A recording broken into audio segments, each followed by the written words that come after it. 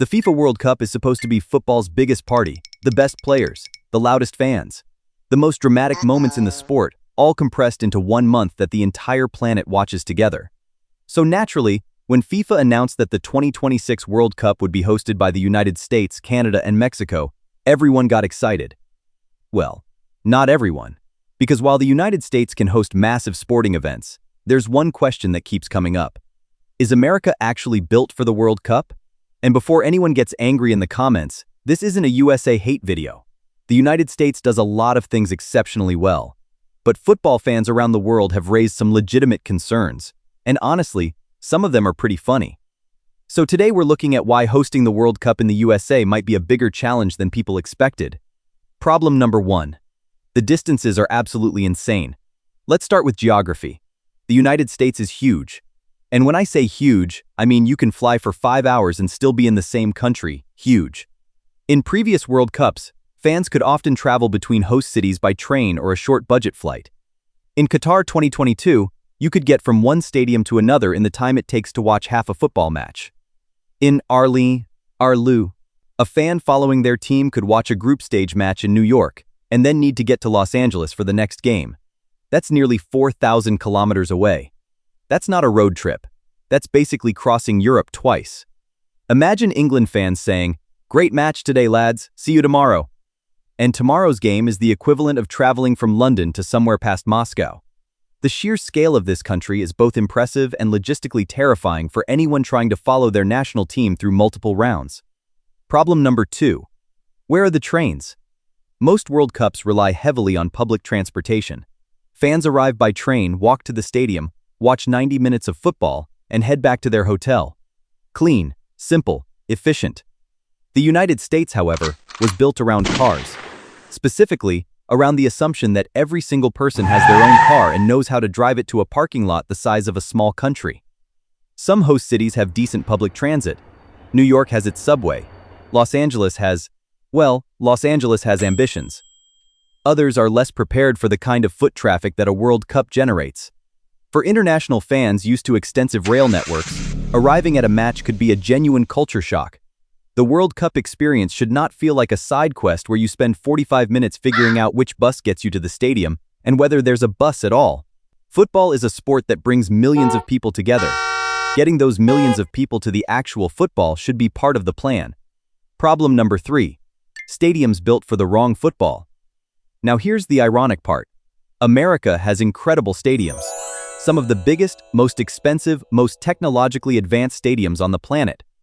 The problem is that most of them were not designed for football. They were designed for American football, which is a different sport with different field dimensions, different viewing angles, different seating configurations, and, let's be honest, a very different relationship with the word football. This means FIFA has had to adapt multiple venues, adjusting pitch layouts, modifying sightlines, adding temporary structures. The stadiums themselves are genuinely impressive, but there's a reason purpose-built football grounds feel different.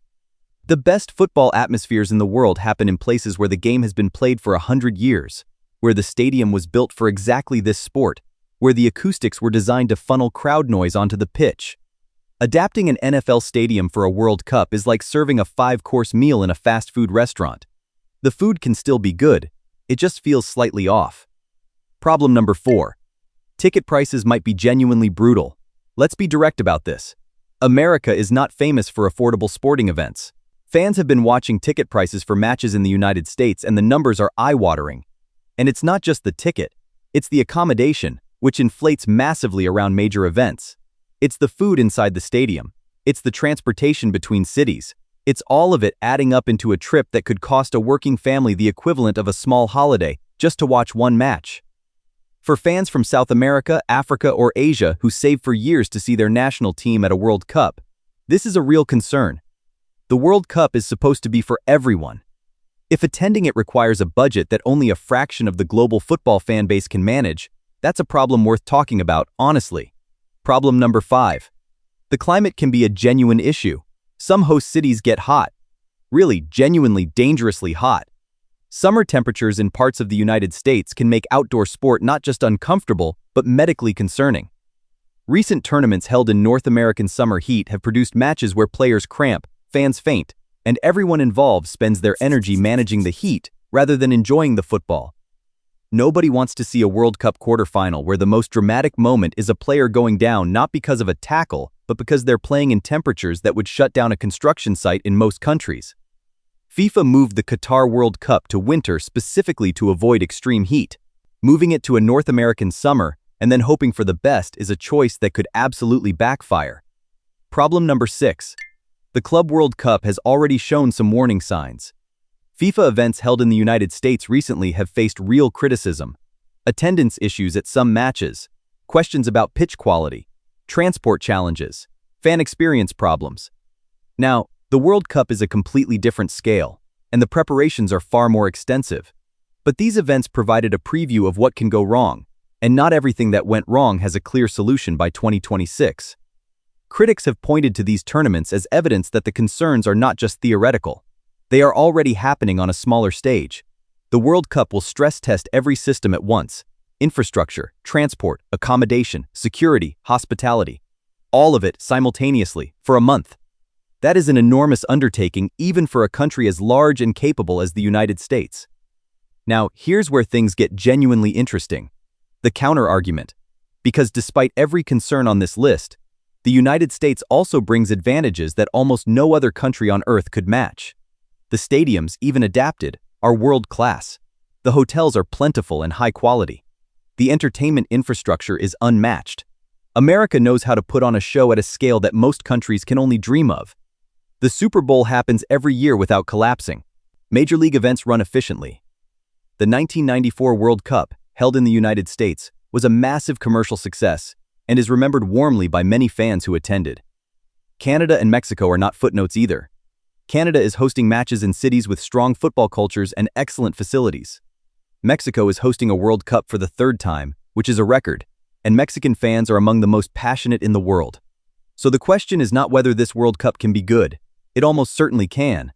The question is whether it will deliver the specific kind of atmosphere that football fans have come to associate with the tournament at its best.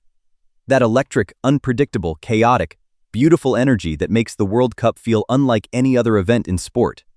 The 2026 World Cup will almost certainly be one of the biggest sporting events in human history by almost every measurable metric. It could be genuinely incredible. It could also become a logistical adventure where fans spend more time in traffic, confusion, and expensive hotels than actually experiencing the football. Either way, it will not be boring. And maybe that is exactly the point. Because if football has taught us anything across 100 years of World Cups, it is that the most entertaining tournaments are almost always the ones nobody could fully predict. The ones where the chaos becomes the story. But what do you think? Will the USA deliver the World Cup it's promising? Or are football fans around the world right to be at least a little worried? Let me know in the comments. And if you enjoyed this, subscribe, we drop videos every week.